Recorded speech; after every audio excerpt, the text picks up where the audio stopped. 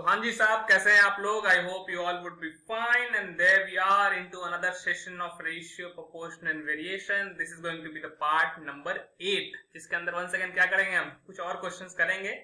और ये ratio proportion का आई डाउट लास्ट सेशन होने वाला है, क्योंकि हमने टिक टाक पे ऑल जो है वो कर लिए हैं.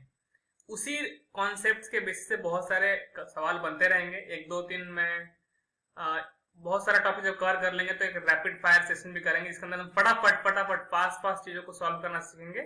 तो वैसे सेशन के अंदर हम और भी रेशियो प्रोपोर्शन के क्वेश्चंस को लेंगे. बट आपको मालूम है मैं प्लेसमेंट की प्रिपरेशन कर रहा हूँ, एप्टीट्यूड की प्रिपरेशन कर रहा हूँ. सो एक टॉपिक पर स्टिक करना is not beneficial for me, है ना. मुझे आगे बढ़ना पड़ेगा. I have to move on. And of course if you are also preparing for the aptitude placement preparations, you should also keep in mind that you give equal weightage to all the topic. ठीक है. तो without further ado let's get started with another question. काफी interesting question, मजेदार questions लाया हूं आज भी. देखिए करते हैं. सारे कैट क्वेश्चंस हैं, थोड़े डिफिकल्ट हो सकते हैं माइट भी, बट ऑफ कोर्स इनको करने के बाद बाकी सब जो छोटे छोटे सवाल है, चुन्नू मुन्नू सवाल जिसको हम बोलते हैं, they will all seem easy to you. ठीक है. The question says the speed of railway engine is 42 km per hour when no compartment is attached. ठीक है. कहता है रेलवे है, रेलवे लाइन की नहीं बात हो रही, रेलवे की लाइन के ऊपर जो ट्रेन चलती है उसके ऊपर बात हो रही. ठीक है. So it says the speed of railway engine is 42 km per hour when no compartment is attached.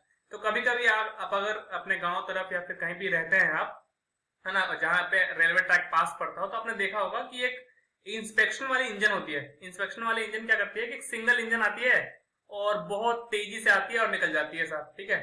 तो इसने क्वेश्चन ने क्या बोला कि एक रेलवे इंजन है जिसकी स्पीड है 42 kilometre per hour when no compartment is attached. तो अगर मैं नंबर ऑफ कंपार्टमेंट्स यहाँ पे बात करूं तो कितने हैं? 0 है. अच्छा जी. तो जब कोई कंपार्टमेंट अटैच नहीं है तो बहुत मजे से ये 42 किलोमीटर की स्पीड से रफ्तार से जो है चल रहा है. Then it says the reduction in speed is directly proportional to the square root of number of compartments attached. कहता है कि अगर हम कंपार्टमेंट इस इंजन के अंदर हम ऐड करना शुरू करें तो क्या आपको नहीं लगता कि इस इंजन के ऊपर थोड़ा लोड आ जाएगा, थोड़ा भार आ जाएगा? तो वही इंजन जो पहले पूरे मजे से खुला जो है वो घूम रहा था 42 किलोमीटर पर आवर की स्पीड से, अब जब उसके पीछे कंपार्टमेंट का लोड होगा, उसको भी साथ खींचने का जब लोड होगा, तो आपको नहीं लगता क्या कि स्पीड जो है वो घटेगा? बिल्कुल. और वही उन्होंने कहा है. बहुत बेसिक सा कॉमन सेंस है भाई, इतना कॉमन नहीं होता, but I hope you have. ठीक है. कि अगर हम कंपार्टमेंट अटैच करेंगे रेलवे इंजन पे तो उसकी स्पीड क्या होगी? घटेगी. 100% घटेगी ना भाई. तो उन्होंने बोला है रिडक्शन इन स्पीड, कि जो इंजन है उसके स्पीड की, इंजन या फिर ट्रेन की पूरी ओवरऑल स्पीड की बात करें तो स्पीड के अंदर जो रिडक्शन है वो डायरेक्टली प्रोपोर्शनल है square root of number of compartment attached से. अच्छा. तो अगर हम रिडक्शन स्पीड की बात करें तो स्टार्टिंग के अंदर स्पीड है 42 किलोमीटर पर आवर. तो फाइनली जो नया स्पीड आएगा वो घटेगा या बढ़ेगा? आपको ही मालूम है, घटेगा. तो हम अगर ओवरऑल पॉजिटिव वैल्यू चाहते हैं तो हम क्या लिख सकते हैं, क्या कि एक्चुअली में इनिशियल स्पीड, ठीक है, initial speed minus final speed, है ना, that must be equal to proportionality हटाएंगे, कोई कांस्टेंट आएगा a times of root n. जहां पे a क्या है? a जो है वो कोई कांस्टेंट है, उसकी हम वैल्यू देखते हैं कैसे जो है कैलकुलेट कर सकते हैं. अच्छा. जब कोई भी कंपार्टमेंट अटैच नहीं है तो हमारे पास स्पीड कितनी है? 42 kilometre per our. 42 kilometre per our. Final speed तो ऑफ कोर्स डिपेंड करेगी नंबर ऑफ कंपार्टमेंट्स अटैच्ड कितने उसके ऊपर. तो देखते हैं क्वेश्चन को. तो पहला बात, क्वेश्चन सेज क्या कहता है? क्वेश्चन सेज कहता है कि the speed of train carried by this engine is 24 km per hour when 9 compartments are attached. The maximum number of compartments that can be carried by the engine. ठीक है. तो कह रहा है कि मैक्सिमम लोड जो है कंपार्टमेंट जो है वो कितना उठा पाएगा. तो देखो भाई, इन्होंने बोला है कि जब 9 कंपार्टमेंट अटैच कर दिए गए हैं तो इंजन की स्पीड जो हो चुकी है 24 किलोमीटर पर आवर हो गई है. तो अगर हम इस वैल्यूज को रखें यहाँ पे तो फाइनली स्पीड हमें मालूम कितनी है? 24 kilometre per our. Number of compartments कितने बोल रखे हैं? 9. तो n की वैल्यू क्या रख देंगे? 9 के बराबर. यहां से आएगा सॉल्व हो जाएगा. 42 में से 24 गया कितना? 18. a रूट 9 का स्क्वायर रूट कितना आ जाएगा? 3 आ जाएगा. तो a की वैल्यू कितनी आ गई? 6. तो एक्चुअल में जो इक्वेशन बन गया हमारे पास यहाँ पे वो बन गया कि 42 माइनस का final speed that is simply equal to 6 times of root N, 6 times of root N. तो जो स्पीड की बात कर रहे हैं, फाइनल स्पीड का मतलब तब वो वाली स्पीड जिसके अंदर कंपार्टमेंट अटैच्ड है, ठीक है। तो वो हो जाएगा 42 माइनस का 6 रूट एन, कुछ नहीं किया है, इस फाइनल स्पीड को इस तरफ ले गया, 6 रूट एन को इस तरफ ले गया, बस साइन चेंज किया, ठीक है। तो स्पीड जो है, can you see, number of compartment N के ऊपर डिपेंड कर रहा है, बिल्कुल। इसने हमसे पूछा है maximum number of compartment that can be carried by the engine. तो मैक्स, जब जितना ज्यादा कंपार्टमेंट बढ़ाते जाओगे स्पीड घटती जाएगी, तो मैक्सिमम कितना कंपार्टमेंट जो है ट्रेन कैरी कर सकता है।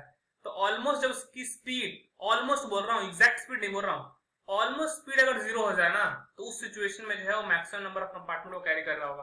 तो 42 माइनस 6 रूट 9 को हम 0 से इक्वेट कर देते हैं। तो 42 is equal to 6 root 9, sorry root N, तो ये कैंसिल हो जाएगा 7 से, स्क्वायर करके दोनों तरफ n इक्वल टू आ जाएगा 7 का square 49। Option A for Anand, A for Agra, A for apple, ठीक है, this is your correct answer. Let's move to the next question, देखते हैं इस क्वेश्चन के अंदर क्या है। It question says the total expense नहीं भाई, एक्सपेंस, हाँ, total expense of a boarding house, अरे यार मेरी प्रोनाउंसिएशन क्या हो गया यार, total expense of a boarding house are partly fixed and partly varying linearity with the number of boarders। कहता है कि कोई हॉस्टल है या फिर कोई भी बॉर्डर है जो कि एक्चुअली में रेंट पे जो है चीजें, घर के रूम के जो कमरे होते हैं उसको रेंट पे दे रहे हैं, ठीक है। तो कहता है कि total expense of boarding house are partly fixed and partly varying linearly with the number of boarders, ठीक है। तो अगर हम टोटल एक्सपेंस की बात करें तो जो जैसा स्टेटमेंट लिखा है उसको पहले है ना थोड़ा सा उसको अच्छे तरीके से अपने माइंड के अंदर सिंक इन करने देंगे। कहता है total expense of boarding house are partly fixed, तो मान लेते हैं वो फिक्स्ड कितना है, ए है, plus partly varying linearly with the number of boarders. तो अगर हम लिनियरली की बात करें, ध्यान समझे, तो ये है तुम्हारा फिक्स्ड पार्ट, ठीक है, और ये है तुम्हारा कौन सा, लीनियर वेरिएशन वाला पार्ट, ठीक है। मतलब ये इक्वेशन दे रखा है कि किस तरीके से अगर कोई रूम पे रेंट लेने आए तो किस तरह से उसको जो खर्चे लगेंगे, जो रेंट उनको देना पड़ेगा, वो एक फिक्स्ड पार्ट का पार्ट है। ये फिक्स्ड पार्ट हो सकता है कि माइट भी इलेक्ट्रिसिटी जो है वो फिक्स कर दे कि भैया महीने में आप जितने पंखे चलाना है चला लो, हम आपसे 800 रुपये इलेक्ट्रिसिटी का बिल लेंगे, तो काइंड ऑफ फिक्स्ड एक्सपेंस हो गया। और ऑफ कोर्स और बाकी जो है वो रूम रेंट जिसकी हम बात करते हैं उसमें भी फिक्स्ड कॉस्ट हम अज्यूम कर सकते हैं। बट किसी तरह जो भी है, मैं उसके अंदर नहीं जा रहा हूँ, हमारा पर्पस बहुत सिंपल है कि कोई भी एक बोर्डिंग हाउस है, बहुत सारे उसके अंदर कमरे हैं, अलग अलग बॉर्डर्स आ रहे हैं, उनको कमरे चाहिए, उनको कमरे दे रहे हैं वो, है ना। तो जो एक्सपेंस है, टोटल एक्सपेंस की बात कर रहे हैं, वो डिपेंड करता है दो फैक्टर, एक तो है फिक्स्ड पार्ट, दूसरा है हमारे पास linear variation with the number of borders, है ना। तो एक्सपेंस को अगर मैं ई से रिप्रेजेंट कर दूं तो E is equal to A plus B वाला एक रिलेशनशिप हमारे पास आ गया, जहां पे ए और बी कांस्टेंट है और एन जो है नंबर ऑफ बॉर्डर्स है। The average expense per board is 700 when there are 25 boarders. कहता है कि जब 25 लोग आए हैं तो एवरेज एक्सपेंस जो पर लोग के ऊपर लग रहा है वो 700 लग रहा है। तो अगर 25 लोग आए हैं और एवरेज एक्सपेंस 700 है, तो आपको बेसिक आइडिया अगर एवरेज का है तो मजा आ जाएगा, नहीं है तो ऑफ कोर्स एवरेज को भी बहुत सारे सवाल करेंगे। तो टोटल एक्सपेंस आ जाएगा 25 इंटू 700, एक बंदे पे ऑन एन एवरेज एक बंदे पे 700 लग रहा है, तो 25 बंदे पे कितना लगेगा, 25 into 700 is equal to A plus number of boarders कितने दे रखे हैं 25। तो हमारे पास एक रिलेशनशिप आ गया, है ना। दूसरा कहता है कि average space 600 when there are 50 boarders. अच्छा, तो अब इसी सेम चीज को लिख दो। तो अगर हमारे पास 50 बॉर्डर्स हैं तो एवरेज एक्सपेंस इतना आ जाएगा, तो 60 नहीं, फिर से 50 भी, ठीक है। तो ये हमारे पास दो रिलेशनशिप आ गए, कौन कौन सा, कि a प्लस का 25 भी this is must be equal to 700 into का 25, ठीक है। और दूसरा रिलेशन है a प्लस का 50 भी that must be equal to 600 into 50। तो अगर मैं दोनों को डिवाइड कर दूं थोड़ी देर के लिए तो क्या मजा नहीं आ जाएगा क्या, मजा, ये डिवाइड वाला ये और इक्वल टू गोली मारो थोड़ी देर के लिए, ठीक है। तो ये 50 से कट जाएगा 2 टाइम से, कट जाएगा 0 0, 7 बटा आ जाएगा 12। तो a प्लस का 25 भी अपॉन a प्लस का 50 भी इज इक्वल टू 7 अपॉन 12। तो अगर हम यहाँ से कैलकुलेट करें तो 12a प्लस 25 गुना 12 कितना हो जाएगा, 25 दूनी 250, 25 दूनी 50 आ जाएगा हमारे पास 300b is equal to, I hope I am doing everything right, 50 सत्ते सारे 300b। तो इस तरफ आ जाएगा 5a is equal to 50b, कुछ नहीं किया, इसको इधर ले गया, इसको इधर ले गया हूँ, ठीक है। तो a इज इक्वल टू आ जाएगा 10b। ये रिलेशनशिप अपने पास आ गया। अगर हम किसी भी रिलेशन में पुट करते हैं, चलो यहाँ पे रख देते हैं, तो अगर हम a इक्वल टू 10b रख दें, 10b प्लस 25b कितना आ गया 35b, 35b इक्वल टू हो गया 25 इंटू का 700। अब ये कट जाएगा तो 35 दूनी 70, 20 आ जाएगा। b की वैल्यू कितनी आ गई 500, कितनी 500। अच्छा a की वैल्यू कितनी आएगी, a तो 10 गुना है b का, तो 10 गुना है तो रख दो, तो 10 गुना है तो 500 का 10 गुना आ जाएगा 5000। तो a की वैल्यू 5000, b की वैल्यू कितनी, a का वैल्यू 5000, 6000 नहीं 5000, ठीक है। a की वैल्यू 5000, b की वैल्यू होगी 500। क्वेश्चन ने हमसे ये पूछा है what is the average expense per border when there are 100 borders. तो जब 100 लोग आएंगे तब एवरेज एक्सपेंस कितना होगा।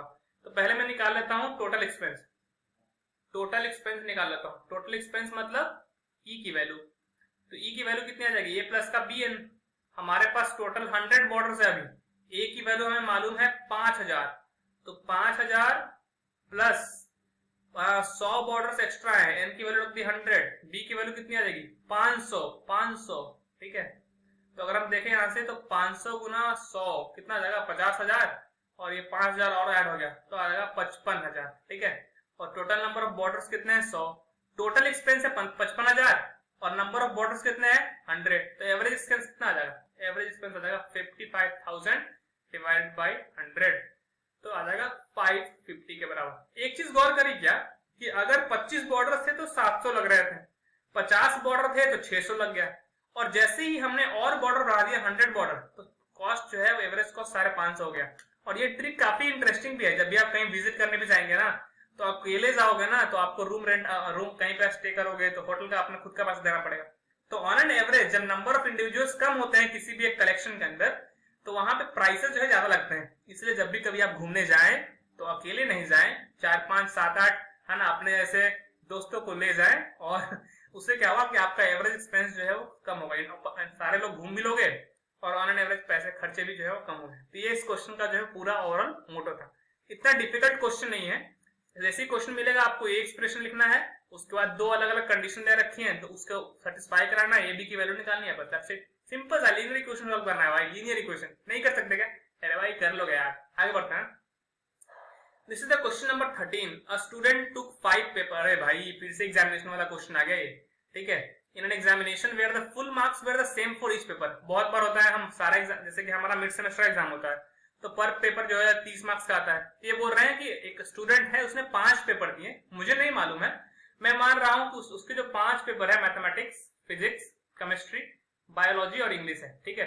ये 5 सब्जेक्ट है, 5 सब्जेक्ट के अंदर जो मार्क्स का जो रेशियो दे रखा है, तो रेशियो दे रखा है तो मैं मान लूंगा मैथ के अंदर 6x मार्क्स, इसके अंदर 7x मार्क्स, इसके अंदर 8x मार्क्स, इसके अंदर 9x मार्क्स, इसके अंदर 10x मार्क्स है। मैं मान रहा हूं कि ईच पेपर का जो मार्क्स है, ठीक है, जो कि बोर्ड के अंदर होता था ऑन एन एवरेज पर पेपर आपको 100 मार्क्स मिलते थे, ठीक। Question says in all papers together, total अगर पेपर का मार्क्स मिला दें, the candidate obtain 60% of the total marks. अच्छा, तो जो मार्क्स मैक्सिमम मार्क्स कितने आ सकते हैं ये बताओ। 5 सब्जेक्ट है, हर एक सब्जेक्ट का मार्क्स अगर 100 रख दें तो मैक्सिमम मार्क्स होता है 500। अच्छा, जो स्टूडेंट ने हमारा मार्क्स को ऑब्टेन किया वो कितना है, उसने बोला है 60% टोटल, तो 60% बाय 100 इंटू 5 कितना आ जाएगा भाई बताओ। तो जो कट जाएगा, 60 बचे आ गया 300। तो किसी बच्चे ने 300 मार्क्स स्कोर किए हैं 500 के अंदर से, ठीक है। अच्छा, ऑब्टेन्ड मार्क्स को हम ये भी बोल सकते हैं क्या कि this is the summation of all these individual subject. बिल्कुल, तो 6x प्लस का 7x प्लस का 8x प्लस का 9x प्लस का मेरे 10x भाई ये बराबर आ जाएगा 300 के बराबर। और अगर हम यहाँ से देखें 6 7 13 8 21 9 30 10 40 40x की वैल्यू आ गई है 300 के बराबर। 0 0 0 0 0 नहीं है, ट्रेडिंग अगर करते हो तो समझ में आ रहा हो मैं क्या बोलने की कोशिश कर रहा हूँ। तो 2 से 15 आ जाएगा हमारे पास, तो x इक्वल टू आ जाएगा 15/2। अगर x की वैल्यू 15/2 है तो बताओ मैथमेटिक्स के अंदर मार्क्स कितने आए, 6 इंटू 15/2 कैंसिल हो जाएगा 2 3 45 मार्क्स। उस तरह से हम सबके अंदर निकाल सकते हैं 7 इंटू 15/2 कितना आ जाएगा 15 7 105, 105/2 52 पॉइंट समथिंग हाफ, ठीक है। 8x की अगर बात करें तो देखो इसने पूछा है number of papers in which he got more than 50% marks, तो आधे से ज्यादा नंबर आए हैं। तो मैथ में तो 45 आए हैं, 50 नंबर चाहिए था, 50 से ऊपर चाहिए ना, ठीक है। 100 मार्क्स का पेपर है, 50% लाने के लिए 50 से ऊपर चाहिए, तो मैथ में तो नहीं आ रहे हैं, फिजिक्स के अंदर आ जा रहे हैं। और चूंकि केमिस्ट्री, बायोलॉजी और इंग्लिश के अंदर मार्क्स जो है फिजिक्स के मार्क्स से ज्यादा हैं, तो 4 पेपर ऐसे अपने को मिल गए, तो option C is the correct answer.